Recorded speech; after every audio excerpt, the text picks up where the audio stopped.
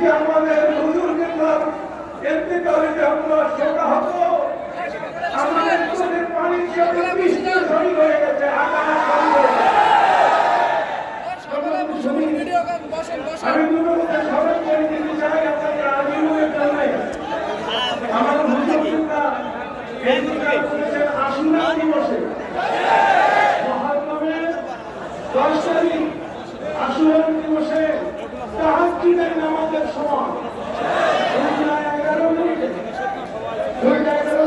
তাহাজ্জুদের সময় আশুরা দিবসে ইন্তেকাল করেছেন। তিনি ছিলেন আহলে হাদিস প্রেমিক, নবী প্রেমিক, যে কারণে তার সুযোগ্য সন্তানের নামও তিনি তার শ্রদ্ধেয় পিতা বীর মরহুম আবু জাফর মুহাম্মদ সানি রাহমাতুল্লাহ আলাইহি হুসাইন রেখেছেন।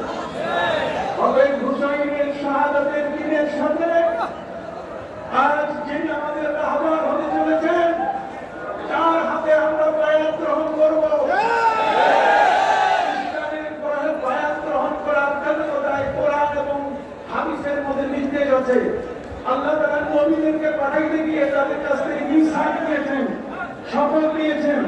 আর আমার নবী সাল্লাল্লাহু আলাইহি সাল্লামের কাছে সাহাবায়ে কিরাম বায়াত করেছেন, বায়ানা আলা শাহাদাতি লা ইলাহা ইল্লাল্লাহ।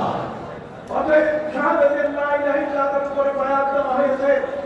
হযরত জালিল রাদিয়াল্লাহু আনহু সাহাবায়ে কিরাম বলেন, এই বায়াত হচ্ছে ভাই আপনারা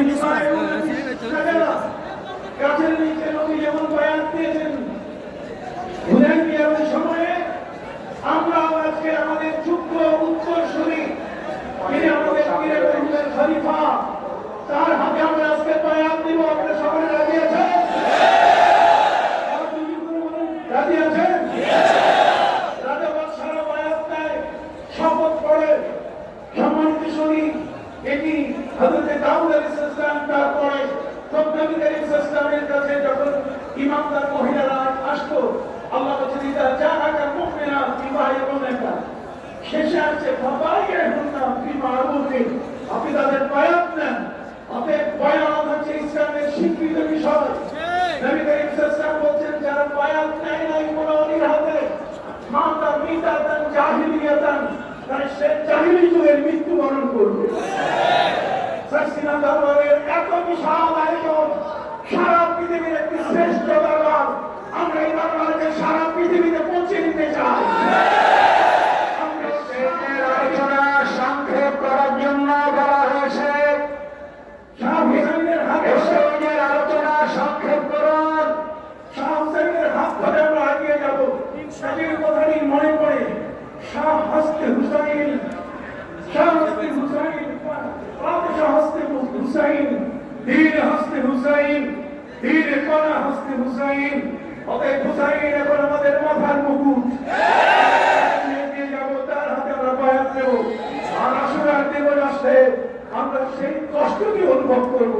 শাহাদাতে কারবালার পাশাপাশি আমাদের হুজুর কেবলা এই পৃথিবী থেকে যাওয়ার। আসসালামু আলাইকুম ওয়া রাহমাতুল্লাহ।